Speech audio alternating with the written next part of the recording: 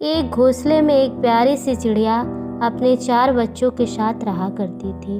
वे सब साथ में हमेशा ही खुश रहते थे। मम्मी चिड़िया अपने बच्चों का बहुत ख्याल रखती थी।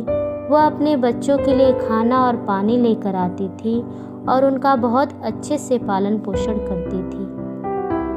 मम्मी चिड़िया के सारे बच्चे अब उड़ने लायक हो गए थे।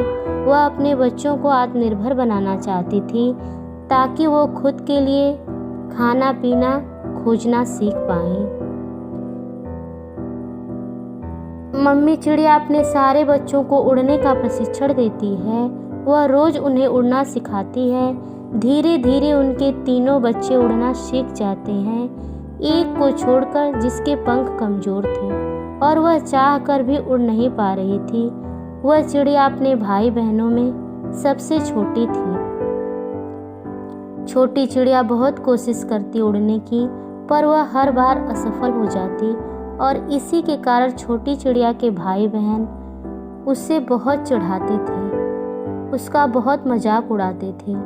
छोटी चिड़िया कुछ कर भी नहीं सकती थी। वह खाने के लिए दूसरों पर निर्भर थी। एक दिन घोंसले की सफाई करते समय छोटी चिड़िया देखती है कि एक बिल्ली उनके घोंसले की तरफ बढ़ रही है। चिड़िया जैसे तैसे उड़कर जमीन से कुछ कंकड़ और छोटे छोटे लकड़ी के टुकड़े लेकर उस बिल्ली पर हमला करती है और वह बिल्ली वहां से चली जाती है। अब छोटी चिड़िया यह बात समझ गई थी कि आगे भी उन्हें ऐसी परेशानी आ सकती है और इसलिए बहुत सारे छोटे छोटे पत्थर और लकड़ी के टुकड़े छोटी चिड़िया अपने घोंसले पर इकट्ठा करके रख देती है। एक रात की बात है, मम्मी चिड़िया और उनके बच्चे घोंसले में सुकून से सो रहे थे। तब तक छोटी चिड़िया की नींद खुल जाती है और उसे कुछ आभास होता है।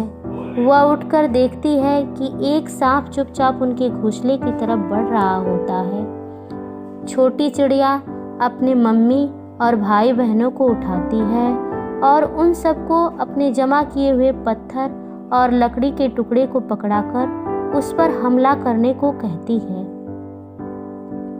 सारी चिड़िया ऐसा ही करती हैं और ऐसा करने के बाद वह सांप वहां से चला जाता है। अब सब मिलकर छोटी चिड़िया को उनकी जान बचाने के लिए धन्यवाद कहते हैं और उसके बाद वह छोटी चिड़िया को परेशान करना छोड़ देते हैं।